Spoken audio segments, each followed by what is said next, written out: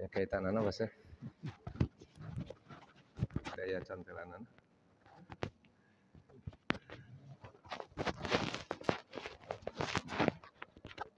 Kayak gini aja deh.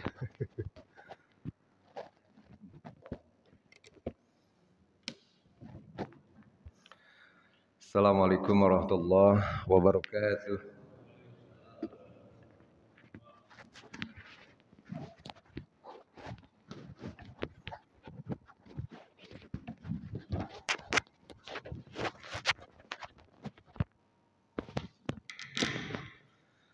Alhamdulillahirabbil alamin. Wassalatu wassalamu ala Muhammadin wa ala alihi wa ashabihi ajma'in, amma ba'd. Puji dan syukur marilah kita panjatkan kehadirat Allah Subhanahu wa taala. Alhamdulillah atas limpahan rahmat dan karunia dari Allah Subhanahu wa taala pada pagi hari ini kita diberikan kesempatan oleh Allah untuk sama-sama hadir di masjid dalam rangka salat subuh berjamaah. Salat serta salam semoga dilimpahkan kepada junjungan kita Nabi Muhammad sallallahu alaihi wasallam. Hadirin yang dirahmati Allah, dalam kesempatan pagi hari ini saya ingin menyampaikan terkait dengan wara'. Suatu ketika ada sahabat Nabi yang bernama Qatadah. Qatadah ini menyampaikan, Qatadah ini salah satu sahabat Nabi Sallallahu Alaihi Wasallam. Ini dinukil dari kitab Tanbihul Ghafilin. Semalam saya sempat mencoba menukil sedikit tentang Qatadah dari Tanbihul Ghafilin. Suatu ketika Qatadah ini menyampaikan kepada sahabatnya, bisa jadi Anda nanti akan bertemu dengan dua orang. Yang pertama, orang ini sujudnya lebih banyak. Orang yang pertama ini sholatnya lebih banyak. Yang orang pertama ini sujudnya, puasanya, sedekahnya lebih banyak. Tetapi kata Qatadah, tetapi orang yang kedua ini yang lebih sedikit sujud, puasa, sedekahnya, pahalanya lebih besar. Kenapa? Karena dia wara'. Saya nukil dari kitab Tanbihul Ghafilin. Jadi kata Qatadah, bisa jadi orang yang sedekahnya lebih banyak, sholatnya lebih banyak, puasanya lebih banyak, tetapi pahalanya bisa jadi lebih sedikit karena tidak wara'. Wara' ini artinya adalah berhati-hati. Jadi ada sebuah hadis yang diriwayatkan oleh Ibnu Majah. Kullu wari'an takun a'budan nas. Jadilah seorang yang wara', niscaya engkau menjadi manusia yang paling tinggi kualitas ibadahnya. Ini dalam sebuah hadis yang diriwayatkan oleh Ibnu Majah. Hadirin yang dirahmati Allah, wara' ini artinya hati-hati. Hati-hati dalam ibadah.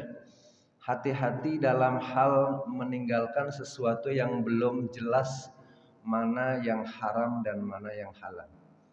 Hati-hati dari hal-hal yang belum jelas kedudukannya. Hati-hati dari yang subhat. Ini wara'. Jadi orang wara' itu selalu berhati-hati dalam semua aktivitas, terutama ibadah. Jadi ada dalam beberapa riwayat, salah satu contoh orang yang wara' itu Abu Bakar. Jadi Abu Bakar suatu ketika oleh salah satu pembantu beliau, beliau suatu ketika disajikan makanan. Disajikan makanan oleh orang keluarga dekatnya, itu dari kalangan pembantu beliau. Ketika diberikan makanan, Abu Bakar As-Siddiq lalu makan. Setelah dimakan, tiba-tiba diceritakan oleh pembantunya tadi bahwa beliau memberikan makan kepada Abu Bakar, tetapi suatu ketika pembantunya ini pernah mendapatkan upah dari buruh atau upah karena meramal. Jadi pernah meramal, dapat upah, disampaikan kepada Abu Bakar, bisa jadi makanan yang saya berikan ini bisa jadi salah satunya karena uang dari hasil meramal. Lalu Abu Bakar dalam riwayat lalu memuntahkan isi perutnya. Karena apa? Beliau hati-hati jangan sampai ada makanan yang masuk ke dalam tubuhnya yang belum jelas kedudukannya. Hati-hati. Hadirin yang dirahmati Allah, dalam sebuah hadis ya, ini diriwayatkan oleh Ibnu Majah juga.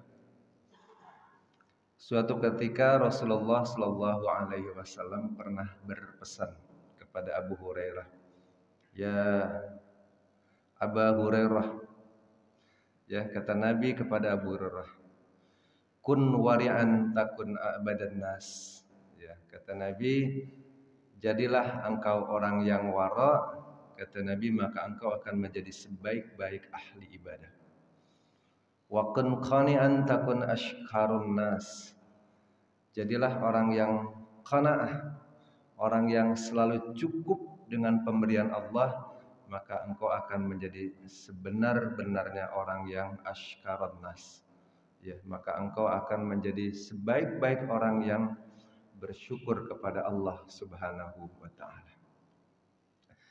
Hadirin yang dirahmati Allah, jadi wara ini adalah ya bagian dari anjuran dari Nabi Shallallahu Alaihi Wasallam. Dalam berbagai aktivitas kita harus berhati-hati. Jangan sampai ada makanan yang masuk ke tubuh kita dan kita ini nggak tahu kejelasannya. Bisa jadi suatu ketika kita menemukan buah-buahan jatuh dari atas pohon, ada di bawahnya, seringkali anak-anak, wah ini sudah di bawah milik bersama, kita makan. Padahal bisa jadi yang punya buah itu mau buahnya. Kecuali suatu ketika mungkin ada tetangga kita samping rumahnya nggak ditempatin, ada pohon buah, mungkin pernah pesan, nanti kalau buahnya berbuah ambil aja. Nah itu sudah ada akad, ya sudah ada ucapan dari tetangganya yang punya pohon, itu sah halal karena memang pernah berpesan. Tapi kalau belum pernah berpesan, ini yang punya rumahnya nggak ditempatin, dikontrakin enggak, ada pohon mangganya, ada pohon jambu, pohon apanya, ya ada buah mangganya jatuh, nggak ketahuan, ambil aja. Padahal kita bisa izin dulu terhadap yang punya. Bisa jadi yang punya nanti, mangganya jatuh, mungkin dia datang, bisa jadi diambil. Artinya ini belum ya jelas kehalalannya, masih syubhat, meragukan. Tetapi ada baiknya kalau memang suatu waktu ini ada pohon mangga matang-matang, suatu waktu pesan aja, Bu, nanti suatu waktu mangganya jatuh saya ambil ya. Kapanpun jatuh kita ambil, sudah menjadi buah yang halal. Seringkali kadang-kadang kita demikian. Ada hadis Nabi Shallallahu Alaihi Wasallam, ya ini yang diriwayatkan oleh Imam Muslim. Ya. Kata Nabi Shallallahu Alaihi Wasallam, faman ittaqa syubuhat fahad istayr. Kata Nabi, faman ittaqa syubuhat faqad istayra, faqad istabara'a lidinihi wa irdah. Kata Nabi Shallallahu Alaihi Wasallam, barang siapa yang selamat dari perkara syubhat, maka ia telah menyelamatkan agama dan kehormatannya. Kata Nabi Shallallahu Alaihi Wasallam dalam hadis yang diriwayatkan oleh Imam Muslim. Hadirin yang dirahmati Allah, ada sebuah kisah ya Imam Abu Hanifah. Imam Abu Hanifah ya kita kenal, beliau adalah salah satu ya ulama besar ya. Ulama besar yang barangkali kita sering sering mendengar ya. Imam Abu Hanifah ini suatu ketika dalam sebuah riwayat beliau itu ya diketahui pernah ya pernah mendapatkan ada sahabat ya yang pernah menghutangkan kepada beliau. Jadi beliau pernah berhutang kepada sahabatnya. Suatu ketika Imam Abu Hanifah dalam sebuah perjalanan, beliau berteduh karena panas yang luar biasa. Tetapi kebetulan pada saat beliau berteduh, di situ ada dua rumah. Ada satu rumah yang ada atapnya, sehingga beliau bisa berteduh karena kepanasan. Yang kedua, beliau berteduh di tempat yang juga bisa di tempat yang tidak ada atapnya. Ternyata Imam Abu Hanifah diketahui berteduh di salah satu rumah yang tidak ada atapnya. Jadi tetap aja kepanasan. Ada sahabat yang bertanya, "Wahai Imam Abu Hanifah, kenapa engkau tidak berteduh di tempat yang ada atapnya? Jadi tetap engkau kepanasan." Ternyata Imam Abu Hanifah tidak mau berteduh di tempat yang ada tempat atapnya. Setelah diketahui kenapa? Karena kalau engkau berteduh tempat yang panas tetap aja kepanasan. Imam Abu Hanifah beliau menyampaikan bahwa aku berhutang kepada orang yang punya rumah ini, yaitu rumah yang ada atapnya. Kalau aku berteduh di rumah yang ada atapnya, aku khawatir karena aku punya hutang, aku khawatir aku mengambil manfaat dari hutangku. Ya, karena memang ada hadis yang kata Nabi, kullu qardin jarran ya manfaatan fahuwa riban.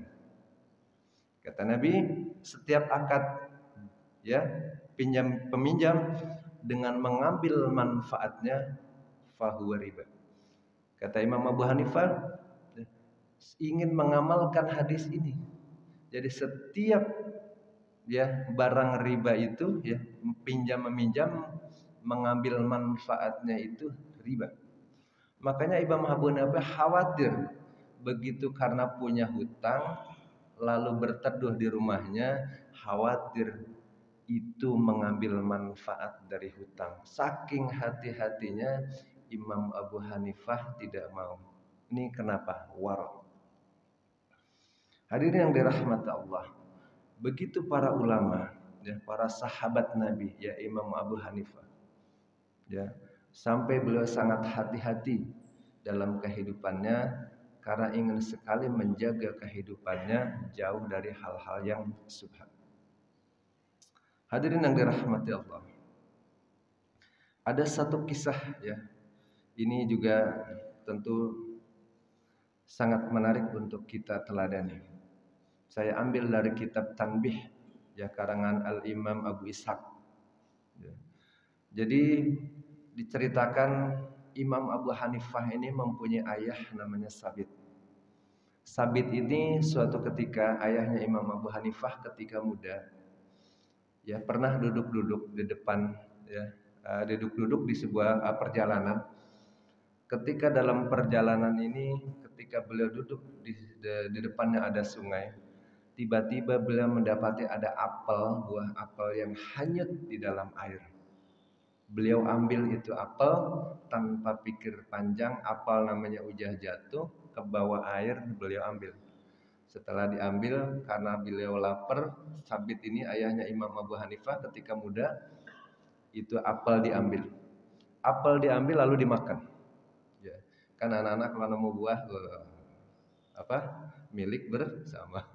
Ada uang di jalan, wah ini uang ada yang punya, ambil aja gitu. Subhan. Sabit ayahnya Imam Abu Hanifah lalu makan itu apel. Tetapi begitu dimakan beliau ingat bahwa ini barang yang belum jelas siapa pemiliknya. Beliau baru ingat bahwa apel yang dia makan ini belum tahu nih apel punya siapa. Apel ini dari mana?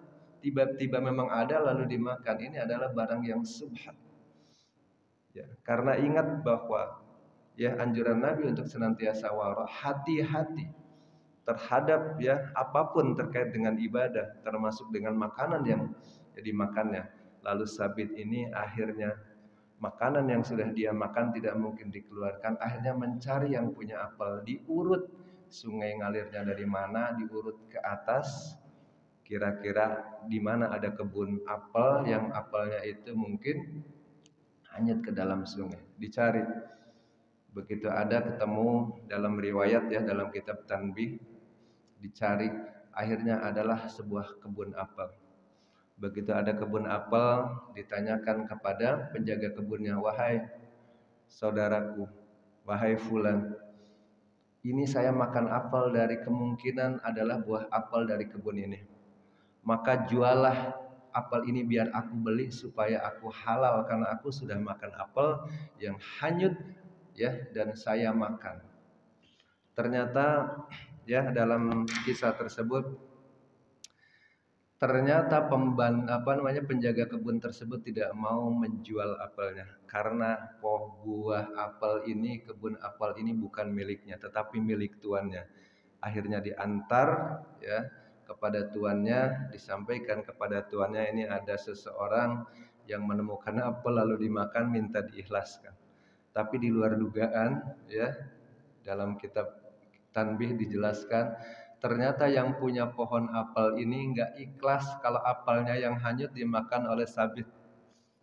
Saya akan memaafkan Anda, akan memaafkan kalau Anda menikahi putri saya. Jadi cuman apel aja nemu ya jatuh dimakan, minta diikhlasin kagak diikhlasin. Ya. Syaratnya adalah saya memaafkan kalau Anda menikahi putri saya, tapi putri saya ini punya kekurangan. Matanya buta, ya, tidak bisa berbicara, bisu, ya, juga tuli.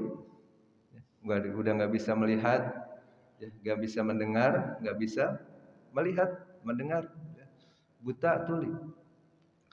Tetapi karena ingin supaya yang dimakan ini menjadi halal, sabit ini tetap melakukannya demi yang sudah dimakan ini menjadi halal.